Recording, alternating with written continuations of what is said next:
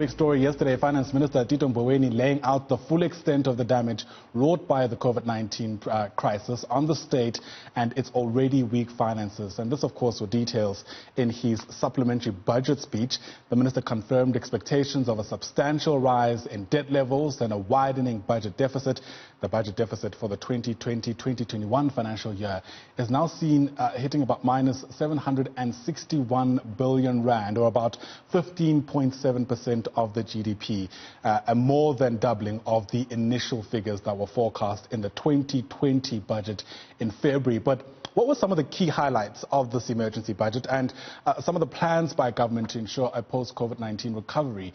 Do you feel perhaps those things are efficient? Well, if you're struggling to worm your way through the details, we've got Issah Mhlanga, who's Chief Economist at Alexander Forbes, joining us now to give us more insight into this. So, Mr. Mhlanga, thanks very much for your time and welcome to the AM report. It appears that there is wide-scale sort of agreement that, amongst many other things, yesterday's budget lacked a bit of detail about ways through which some of the reform will be implemented. To what extent do you share that sentiment? Look, it is quite true, but what we know also is that the economy is in a deep recession, which is the worst in 90 years. But we also know that revenues, they will underperform this year significantly so, and as a result, our fiscal deficit and our debt to GDP ratio are going to increase quite significantly. That's what we know. But as far as how this is going to be rectified, we don't have much detail, which means National Treasury doesn't have a lot of detail to give to us to say how are they going to kickstart South Africa's economic growth. But let's be honest as well. This is a supplementary budget. It's an emergency budget, which is done under extremely uncertain times, which means we have to wait until October's MTBPS before we can get those details. What they merely did is to detail to us for this year what is the impact and where they're going to get some of those revenues, which we know they are reprioritizing spending from already allocated spending from departments, wasteful spending, or from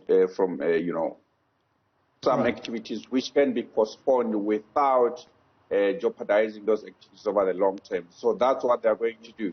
But beyond 2020, we have very little detail, especially as it pertains to the recapitalization of SOEs such as SAA. We only know of the land bank, which we know it has been given a 3 billion liquidity injection. Any other SOEs, we don't have any detail on how they are going to be dealt with, which is part of the hard choices which government have to be done. We don't have those choices. But the finance minister elaborated quite eloquently using that verse from the Bible, the narrow road which he mentioned. We don't have a detail of how narrow it will be where government is supposed to work.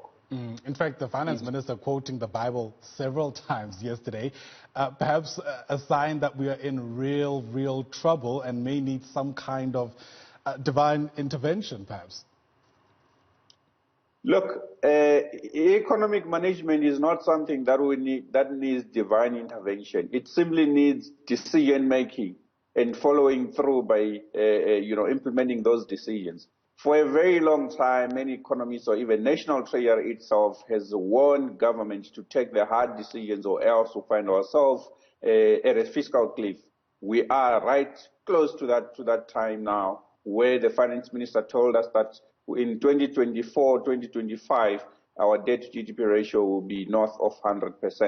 And if we don't do something very drastic, we'll find ourselves unable to pay back the loans that we are taking, but also unable to pay back the interest on those loans. And that is a difficult environment where we will have a balance of payments crisis perhaps, or even a fiscal crisis perhaps, which means we may actually default. But he said we are still a little bit far from that, but failure to act now will push us closer to that point. So look, it's nothing new. We have been saying these things. It has just been fast-tracked by COVID-19. Absolutely. And, Issah, often we speak about, GDP to debt ratios, figures in the trillions of rand. Sometimes these conversations feel a bit highbrow and out of reach for many South Africans. If you were to mention a few things that are important takeaways for ordinary South Africans from yesterday's supplementary budget. What would some of those takeaways be? You know, the first takeaway is that we need to make the hard choices. You know, we can't continue to expect a bucket full of holes underneath to fill up with water by just filling up more water. We have to close underneath first. So this applies to how we spend our money. We have to choose what's more important and close on the wasteful expenditure, the corruption that also takes quite a lot of the revenues, the SOEs that continue to drain money from the fiscus without actually producing the benefits to society. We have to close on those things.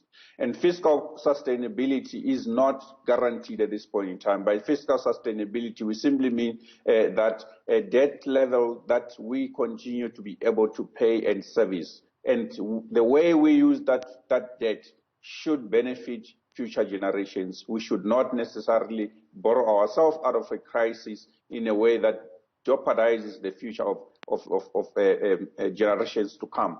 You know, those are simple takeaways that we can get out of this budget, you know, to say we have to prioritize. We can't do everything at the same time. We must really choose those things that matter for society and let others go. And these are hard choices which the politicians have to take. Yeah, you speak about hard choices with politicians. We know the issue around borrowing money has been a political, ideological matter, particularly once we turn our attention to organizations like the IMF. Do you feel perhaps we're at a stage now where those political, issues might be set aside, those ideological issues might be set aside in order to do what needs to be done in order to stave off this economic downturn? Look, I think we went past that ideological differences because there is general agreement that we need to get some borrowing offshore, given that our revenues are underperforming. But cutting spending in a time of a crisis is not also possible, which is one of the ways that we can try to rein in on the debt. So ultimately, we have to go and borrow. At least for now, the loans that are being sought by Treasury are not the structural adjustment programs that the IMF is normally associated with. These have very little conditions, do not impose any cuts on social spending, such as social grants from the IMF.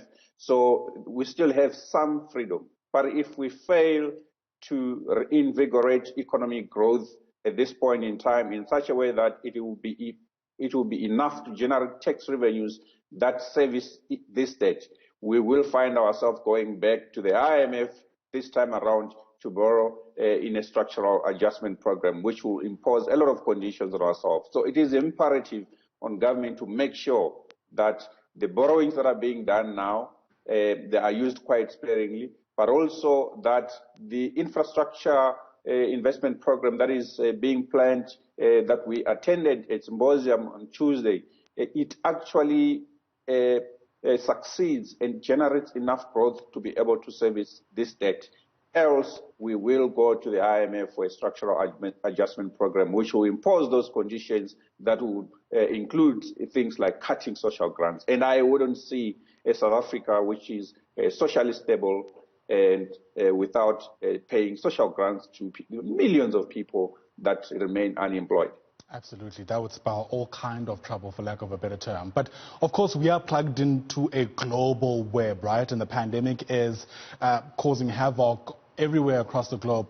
I wonder how we're faring when compared to, other developing nations, our counterparts or our peers, insofar as economic development is concerned. Should we be worried about where we are compared to some of those nations? We have to be worried where we are. Remember, even before COVID-19, the economy was already in technical recession.